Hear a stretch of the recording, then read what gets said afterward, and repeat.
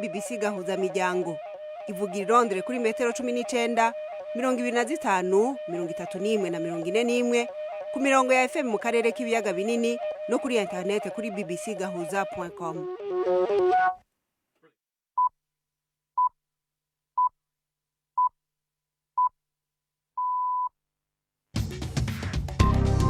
Uni isaha 10 n'igice ku isaha mpuzamakungu ya GMT, isaha 12 n'igice mu Rwanda no mu Burundi, muri kumwe na Florentine Kwizera. Amahoro neza ntikaza abakunzi ba BBC gahuza miryango muri iki kiganiro cacu cyo kuri wa gatanu itariki 13 z'ukwa 12 muri 2019. Mu ngingo nkuru zikigize umugambwe Conservatives uri ku butegetsi hano mu Bwongereza waraye utahukanye intsinzi mu matora yabaye ejo. Amatora yasabwe kuko byari byananiranye kumvikana ku mugambi wo kuva mu bumwe bwa Buraya. Umushikiranganje wa mbere Boris Johnson ati ni intsinzi idasanzwe. Amatora y'amateka muri iyi leta nshya aduhaye uburyo bwo kubaha ubushake bwa demokrasi bw'abaturage b'Ubwongereza. Kizigenza mu bahiganwa Jeremy Corbyn ayoboye umugambwe Deba we yabivuze kwiki. I will not lead the party in any future general. Sinzayobora ishyaka mu yandi matora mu bihe biri imbere. Nzaganira kuri iyi ngingo n'ishyaka ryacu kugira ngo twizeze ko hari uburyo bwo gutekereza ku byavuye muri aya matora. U Rwanda rwongeye guhura na Uganda mu nama yo kuraba yuko bariko barakurikiza umwumvikano bagiranye i Rwanda mu kwezi k'umunani wo kugabanya icuka cazanywe n'imigenderanire ku mupaka hagati y'ivyo bihugu. Muri Afrika y'Epfo sentare yategetse yuko abana bavuka ku bavyeyi batagira ibibaranga vya ngombwa nabo bokwemererwa kuja mu mashure. Twafitiye n'ikiganiro c'inkino ndetse nabaza muganga. Iki kiganiro gihagarikiwe na Jacques Nitegeka.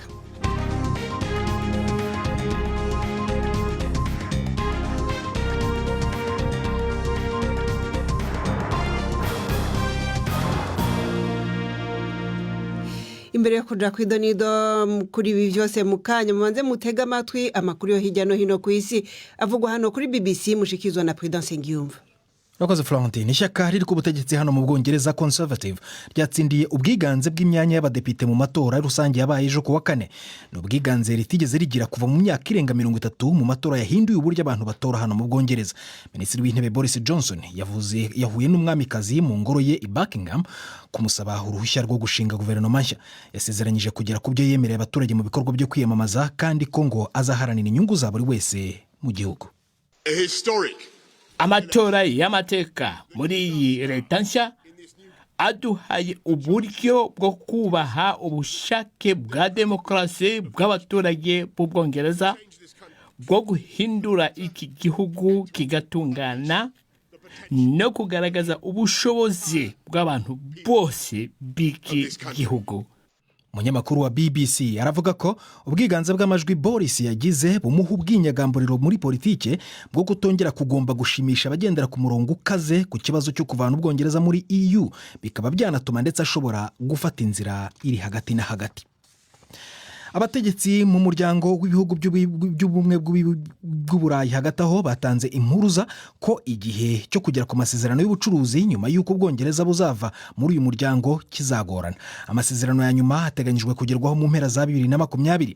Nyuma y'inama nkuru ya Komisiyo y'Uburayi yaberaga i Buruseli uyu munsi, perezida wayo Ursula von der Leyen yavuze ko hari byinshi bigomba kuganirwaho. Inkuru ya Damian Grammaticus murumva mu ijwi rya Yusufu Mugenzi. Ubwo yageraga mu nama y'ibiganiro n'abandi bayobozi b'ibihugu biri mu muryango w'Uburayi EU, perezida w'akanama k'ibihugu bya EU Charles Michel yavuze ko yifuza guha impundu Boris Johnson.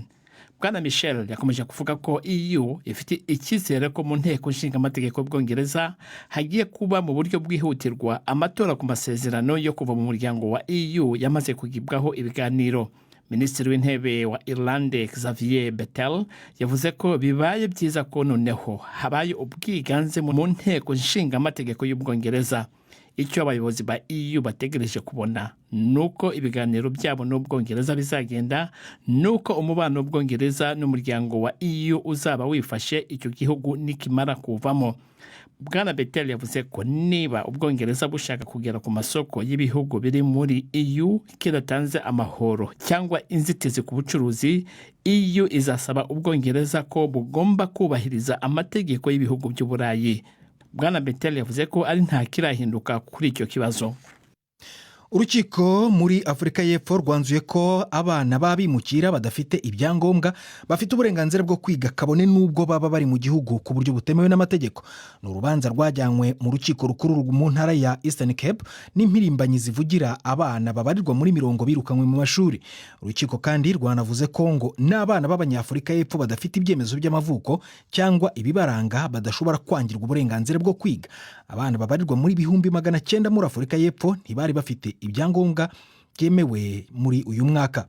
Benshi muri bo birukanywe mu mashuri cyangwa se bangirwa ubufasha bwa guverinoma.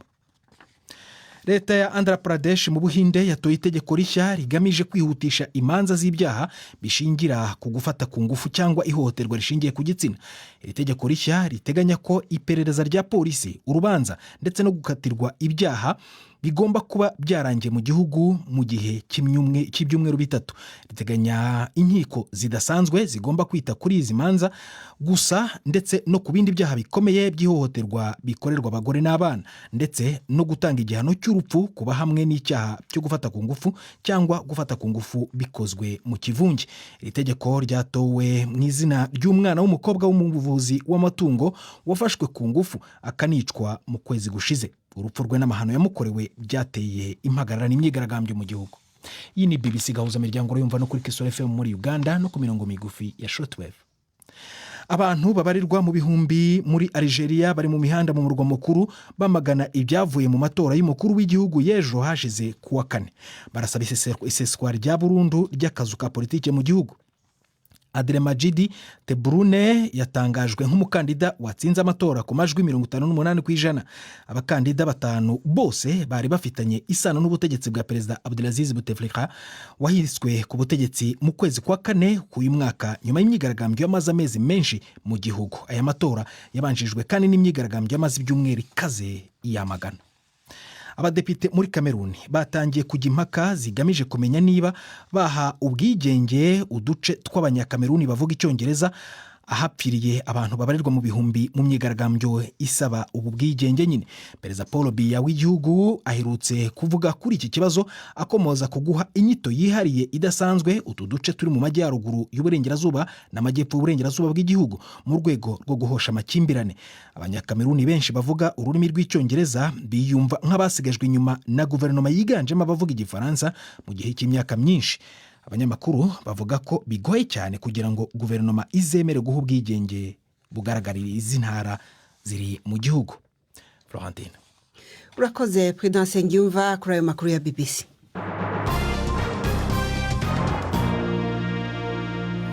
Amakuru mu buryo burambuye turahera hano mu Bwongereza aho umugambwe Conservatives waraye utahukanye intsinzi mu matora yabaye ejo. Ni intsinzi yahaye uburenganzira umushikiranganje wa mbere Boris Johnson yo guca akomeza umugambi wo gukura Ubwongereza mu mwe bwa Buraya, ari nawo wari watumye aya matora ahamagazwa.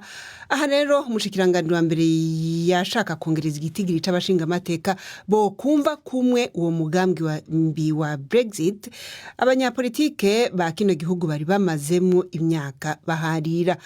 Aya matora rero ariko asizemo imvune umugambwe Labour wahatakarira intebe zitari nke mu kugira ngo umugambwe ugire ubwiganze mu n'amashinga amateka mu isanzwe biwusaba intebe 326.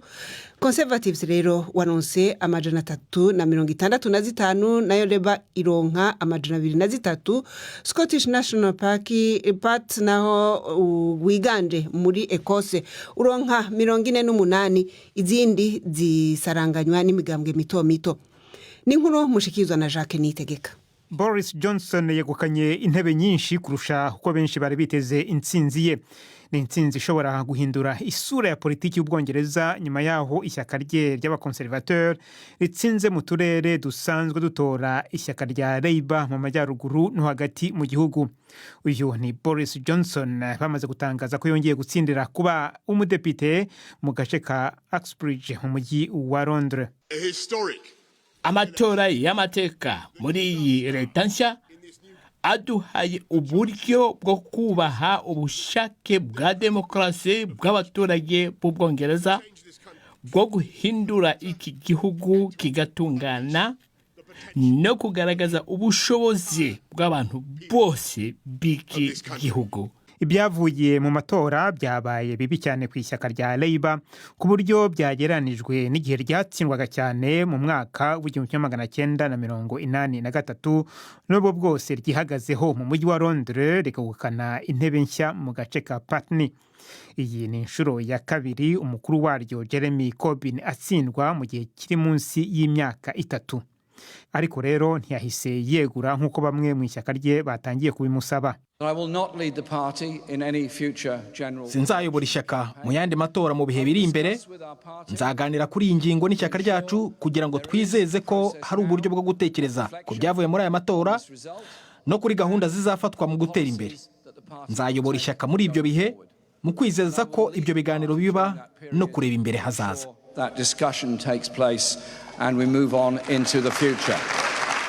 Irindi shyaka rititwaye neza mu matora ni irya Liberal Democrat ku buryo n'umuyobozi waryo Joe Swinson yatakaje intebe y'ubudepite. N'ubu bwose hari intebe ryungutse, izo ryanyazwe zabikubye na 0. Madame Swinson yabuze gusa amajwi 149 kugira ngo atsinde. Yasabye abayoboke b'ishyaka rye kudacika intege. Aba Liberal Democrats tuzakomeza amahame yacu ariyo umuco, kutarenganya no kutagira uwo duheza. Tuzakomeza kugira icyizere.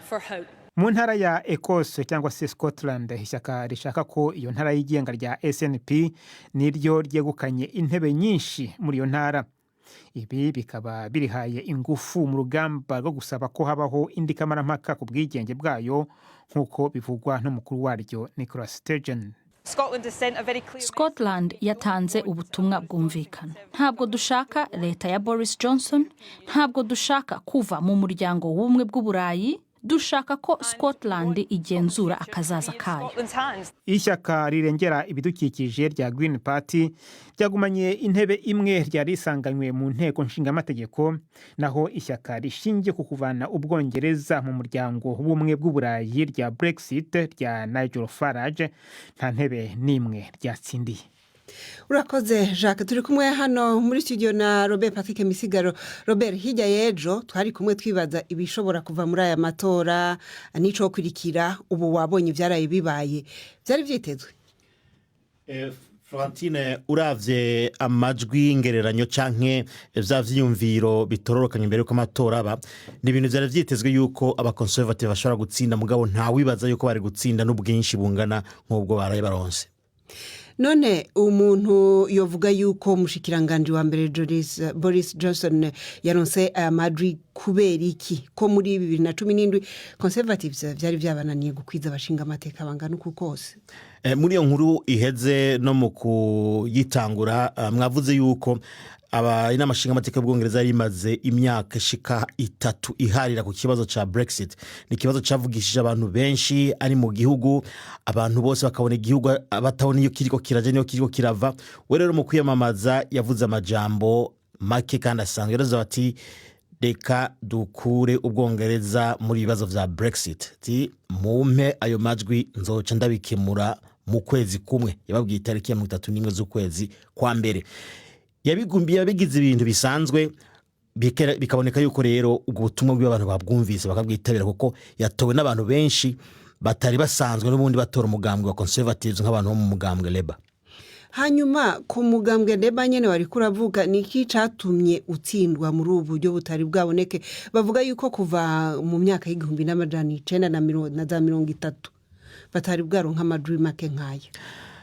Havugwa ibintu bibiri, abahinga bikurikirana bavuga ibintu bibiri. Cambere ni umurongozi wa Labour bwana Jeremy Corbyn. Bavuga yuko Corbyn ngo atarahwahutse n'umuntu atagikundiro canke kwa kuntu ko guhurumbirwa n'abantu yarafise, kuko urazi ko ngaha hakora za televiziyo, hakora imboga hwaniro, uko ugaragara, uko wikundisha ku bantu. Hari abantu benshi bikwega bakaguha amajwi, icyo ni cyambere. Rero we ni umuntu mu bisanzwe umunamuragini n'umutama yikuriye, ni umuntu avuga ijambo ukuri, avuga ukuri, kukubabaza cyane kukubabaza, n'umuntu atazi guca ku ruhande. Ivyo rero ngo hari abatabishimye. Icya kabiri nacyo ni ukuba atarigeze atomora nimba leba ishigikiye kuva mu bishyirahamwe bya Buraya cyangwa itabishigikiye, akavuga ati tuzogira ayandi matora kamaramaka. Mu mitwe y'abantu benshi baca bavuga ati yindi myaka 3 kandi tugeze dusubire tuyimare turi muri za mpari. Ibavuga ko ivyo bintu hari ibintu bibiri bishobora kuba vyatumye ayo majwi atayaronka.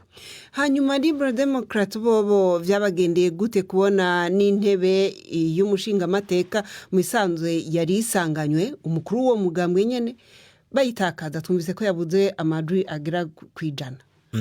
Bobo nkurikije nyene ivyo abahinga baza baravuga mu vya politike, ngabavuga bati icamwiciwe nuko yafashe inzira ihushanye gose ni y'aba conservatives. We yavuze ati mukantora ivyo kuva mu ishyirahamwe rya Buraya bica bihagarara.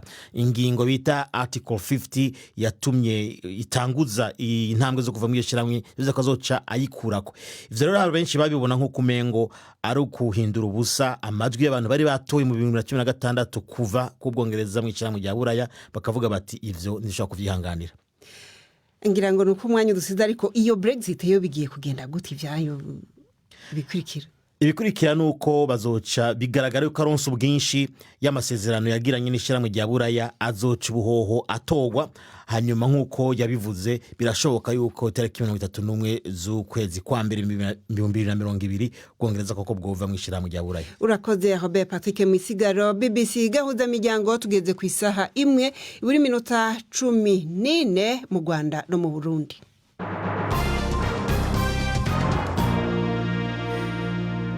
Turakomeza n'ibiganiro vya BBC Gahuza Miryango nkuko nariko ndabibabwira rero mu kanya tugitangura. Uno munsi niho abategetsi baserukira imigwi ibiri ya Uganda n'u Rwanda bahurira ku mugwa mukuru Kampala, aho bari bagiye kuraba yuko amasezerano bagiranye Rwanda muri Angola mu kwezi k'umunani hagati y'ivyo bihugu ko ari bibiri yerekeye kumvikana kugira ngo icuka kibi cazanywe n'imigenderanire yo ku mupaka w'ivyo bihugu kicoba kiriko kirahava. Ibihugu rero vyari vyatanguye gutana ku mwikomo ku mpamvu zasibije iyi nama mu bisanzwe yari kuba mu kwezi kw'icumi. Mu iheruka yabereye i Kigali mu kwezi kw'icenda, u Rwanda rwari rwahaye ubutegetsi bwa Kampala urutonde rw'amazina y'abantu agera ku 200 rwavuga yuko bafungiye muri Uganda kugira ngo barabe yuko borekugwa ico cuka kibi kihave. Uganda ikagiriza u Rwanda yuko rurungika abatasi ku butaka bwayo. Atanguza iyi nama rero umushikiranganje w'imigenderanire wa Angola Manuel Domingos Augusto yavuze yuko mu nama baheruka impande zompi zerekanye yuko zifise ubushake bwo kuraba yuko imigenderanire hagati y'ivyo bihugu vyompi yogenda neza. Turi hano gukurikirana ubushake bwa politiki bwa leta zombi Uganda n'u Rwanda bwo kugera ku masezerano yo kunoza umubano hagati y'ibihugu byombi ku nyungu z'abaturage b'ibyo bihugu. Ibyo biragaragariza isi ko mu kwemera k'ubuvandimwe b'Abanyafurika n'ubufatanye bwabo, Abanyafurika bashobora kubonera ibisubizo ingorane izo arizo zose zishobora kuvuka hagati yabo binyuze mu mahoro hakoreshejwe ibiganiro. Dufite icyizere ko ibi bihugu bituranye bifite ibikenewe byose bishobora gukoreshwa mu biganiro. Tuve Kampala tuje muri Afrika y'Epfo, aho sentare y'ico gihugu yafashe ingingo ihambaye yo kwemerera abana bavutse ku bavyeyi badafise ivyangombwa, abavyeyi b'abanyamahanga badafise ivyangombwa vyo kuba ngaho muri Afrika y'Epfo, ko abana rero boja mu mashure bakandikwa. Iyo nkuru mwayiteguriwe na Pumza Filani mukayisomerwa na Jean Claude Mwambutsa. uru ni urubanza rwafashwe nk'intsinzi ku myigire y'abana. Itegeko nshinga rya Afurika y'Epfo rirasobanutse neza ku birebana n'uburenganzira abana bafite ku burezi, ariko abana b'abanyamahanga badafite ibyangombwa bibaranga ntibyaboroheraga kubugeraho. Urukiko rw'ikirenga rwa Makanda mu ntara ya Cape y'Uburasirazuba rwafashe icyemezo cy'uko leta ifite inshingano zo kwigisha abana babimukira hatitawe ku buryo bari mu gihugu. Ikibazo cyazamuwe n'itsinda ry'abavugizi rihagarariye abana 37 bari bakumiriwe mu mashuri. Icyemezo cy'urukiko kandi gisobanuye ko abana bavuga ku Banyafurika y'Epfo ariko badafite ibibaranga nabo batazongera gukumirwa mu mashuri nk'uko byakunze kugenda mu mashuri amwe n'amwe yo hirya no hino mu gihugu. Umucamanza Serbi Mbenenge avuga ko zimwe mu ngingo zashingirwagaho abana bakirwa mu mashuri zidafite agaciro kandi zikaba zinyuranya n'itegeko nshinga. Uyu mwaka abana babarirwa mu 900 mu gihugu cyose byagaragaye ko badafite impapuro zisabwa, bivuze ko bamwe bakumiriwe mu mashuri cyangwa se bakimwa inkunga ya leta. Rakoze Jean Claude Mwambutsa kuri iyo nkuru ya Pumza Fulani. Nturekure rero ni nawe waduteguriye ikiganiro cy'inkino. Mwiriwe neza nshuti za BBC, kaze muri amakuru yacu. Duhere mu mukino wa basketball aho ikipe ya Patriots igomba guhura ku wa kabiri na JKT yo muri Tanzania mu mukino ubanza w'ijonjora rya nyuma ry'irushanwa rya Basketball Africa League. Patriots ngirifuza gutangirana insinzi kugira ngo biyihe icyizere cy'indi mikino izakurikira. Igomba kandi guhura na Pacers yo muri Zambia ndetse na GNBC yo muri Madagascar. Irindi tsinda ririmo KPA yo muri Kenya, City Oilers yo muri Uganda na Ferroviario do Maputo yo muri Mozambique na Cobra yo muri Sudani y'Amajyepfo. Mbere y'uyu mukino kandi Patriots igomba kubanza kwisobanura kuri wa gatandatu na REG mu mukino wa nyuma w'irushanwa ribanziriza umwaka w'imikino. Muri volleyball naho harategurwa irushanwa ritegura umwaka w'imikino rikazahuza amakipe arimo naturutse mu mahanga. Amakipe 9 niyo yamaze gutangaza ko azitabira irushanwa rishigaje iminsi 8 ngo ritangire. Amakipe yamaze kwemeza ko azitabira arimo ikipe y'igihugu ya Botswana, Rwanda Revenue Authority, UTB, APR, IPRC, Kigali n'Amajyepfo, St. Aloys y'Irwamagana na Kavese ndetse na Ruhango. Iri ni irushanwa rigiye kuba ku nshuro ya kabiri, rikaba ryaratangijwe n'ikipe ya UTB ndetse ikaba ari nayo yegukanye iribanza. Mu mupira w'amaguru tunyarukire ku mugabane w'Uburayi, Jurgen Klopp umutoza wa Liverpool yongereye amasezerano yo gutoza iyi kipe agomba kugira mu mwaka wa 2024. Klopp wasinyiye Liverpool mu mwaka wa 2015 yagize ibihe byiza muri iyi kipe, ayifasha kwegukana igikombe cya Champions League cy'umwaka ushize. Kuri ubu amaze kuyigeza muri 1/8 cy'iki gikombe kandi afite n'amahirwe menshi yo kuba yakwegukana igikombe cya shampiyona. Kuri ubu Liverpool niyo iyoboye urutonde n'amanota 46 nyuma y'imikino 16. Irarusha Leicester yikurikiye amanota 8. Mu Bwongereza kandi ikipe ya Manchester City ifite igikombe cya shampiyona giheruka yatangiye kugaragaza ibimenyetso by'intege nkeya zituma ivogerwa n'amakipe asanzwe ayitinya. Kuri ubu City irarushwa amanota 18 na Liverpool iyoboye urutonde. Ibi bikaba ari ibintu bitamenyerewe. Hari abasanga ibi bishobora kuba ari ibihe bya nyuma muri ikipe ku mutoza Pep Guardiola udakunze kwihanganira ibihe nk'ibi.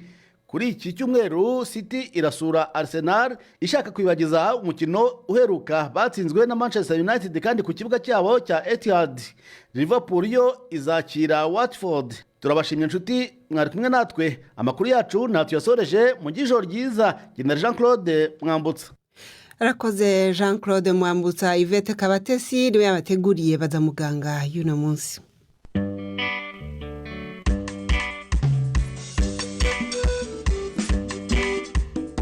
Mwiriyeho neza. None turaganira ku ndwara y'imisuha ifata udusabo tw'intanga tw'abagabo. Turi kumwe na muganga Cyril Semana mu bitaro bya Kibagabaga. Muri makeya indwara y'imisuha ari byo bita hydrocele mu rurimi rw'icyongereza, ni uburwayi bufata udusabo tw'intanga z'abagabo. Ni udusabo tuba muri iriya myanya yo hasi y'imyanya ndangagitsina y'umugabo, tubamwe imbere muri kariya gafuko ko hasi. Utwo dusabo tw'intanga rero hari igihe bigeraho tugasa n'utubyimba, ariko kubyimba kwatwo haba harimo amazi. Ayo mazi niyo babyimbye. Iyo amazi agenda yiyongera ujya kubona na kagafuko muri rusange kabyimbye kabe kanini. Ibyo nibyo bita hydrocele cyangwa imisuha. Icyo gihe rero kugira ngo utwo dusabo tw'intanga tw'umugabo tubyimbe biba byagenze gute? Kugira ngo tubyimbe buri usanzwe ayo mazi nari maze kuvuga n'usanzwe udusabo tw'intanga dukora amazi. Ni amazi asa naho aba mu gafubiko katugize. ayo mazi atuma agasabo k'intanga gasa naho korohera katumagara, bigatuma mbese gasa naho muri kariya gafuko udusabo tw'intanga tubamo turiya dusabo dusa naho tunyereramo, niyo ukoze urabyumva ko tunyerera, ariko nitwa tuzi tuba dusa naho tubyorohereza. Ayo mazi rero ubundi hari ukuntu akorwa n'utwo dusabo ariko mu rugero rwagenwe.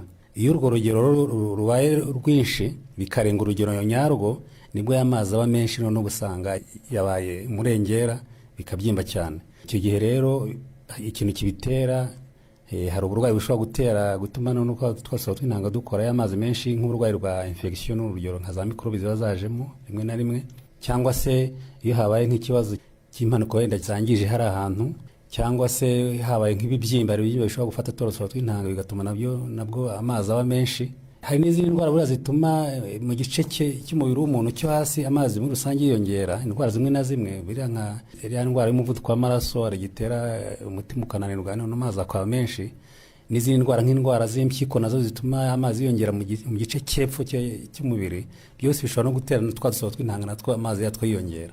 Nibyo navuga muri rusange. Narinzi ko hari aho bavuga ngo imisuha hari ubwo ishobora kwandurira mu mibonano mpuzabitsina, nibyo twari tubivuze, ariko ni rimwe na rimwe cyane narimvuze ko infection cyangwa se bwa urwayi bwa mikorobe bishobora gutera gufata bwa busaba bw'intanga bushobora gutera icyo kibazo.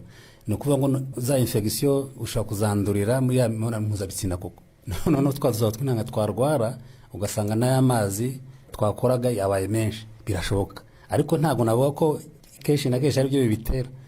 Tumaze kuvuga ko impamvu ari nyinshi zinyuranye. Uretse se kubyimba, hari ibindi bimenyetso bigaragara ku muntu ufite ikibazo cy'imisuha? Ikindi kimenyetso buriya akenshi nta nubwo binaryana, kereka iyo hajemo nka za mikorobe twavugaga za infection, ashobora kugira ububabare nabwo wenda budakabije, ariko ubusanzwe muri rusange ntabwo biryana. Ikimenyetso kigaragara ni uko umurwayi abona mbese ka gafuko kubera bwa bubyimbe bwaje ari bunini bisa n'ibyiyongera, ugasanga birasa n'ibimubangamiye. Abenshi no gukora imibonano mpuzabitsina birababangamira kubera ko ububyimbe bwabaye bunini, no kugenda bikamunanira. Nicyo gituma baza kwa muganga, ahubwo abenshi baza baranabihishe kubura ko ntibiba bimurya, aba yaranabyihoreye. Iki nanone iyo ari nk'agasabo k'intanga kamwe kafashwe si kimwe n'iyo ari tubiri. Hari igihe tubiri dufatwa twose, urumva none ububyimbe kuri tubiri no kuri kamwe si kimwe, ari tubiri biba ari byinshi cyane noneho ku buryo bibangamira cyane umurwayi. Hanyuma iyi ndwara se hari complication cyangwa se ibibazo ishobora gutera umuntu? Complication ishobora kuza yitewe n'icyateye ya misuha. Niba ari imisuha yavuye ku bibyimba byo tudusaba tw'intanga, niba ari ibibyimba bya kanseri, urabyumva complication ivuye kuri kanseri, ariko ntisi yavuye kuri ya misuha. Akenshi iyo misuha navuga ko nta complication yakagombye gutera usibye kubangamira umurwayi gusa. Complication niyije iba yaravuye ku cyateye ya misuha. Ibyiza rero ngira ngo ni ukuyivuza. Ibyiza no kuyivuza cyane iyo imaze kurengera, kuko akenshi nanone tugira inama abantu kutayivuza cyane ikiri mitoya, kuko ntabwo bibangamira umuntu. Bayivura bate? Kuyivura ni uburyo bunyuranye. Hari igihe bayivura bavoma y'amazi, ushaka gutera mu rushinge ukavoma y'amazi ukamugabanyiriza, ariko ntabwo bivuga ko bitagaruka. Buriya twadusaba turongera tukakora nk'uko twakora bikongera nyuma y'amezi runaka, ariko kuvura neza kugira ngo bikire ni ukubaga, kugira ngo umurwayi atazongera kugaruka imbere y'umuganga. Y'amazi se twadusaba twakoraga turongera tukayikora, ariko mu buryo bwagenewe ko buriya wenda kagafuka ukuntu bakagenza bakagahindukiza, hanyuma ibintu bigatungana.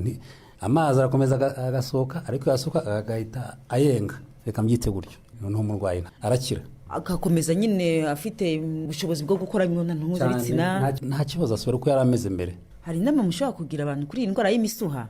Twavuze impamvu zinyuranye zayitera, wirinda icyo kintu cyose cyatuma haza ayo mazi uburwayi. Akenshi iyo wirinze ibyo bintu ntabwo biza.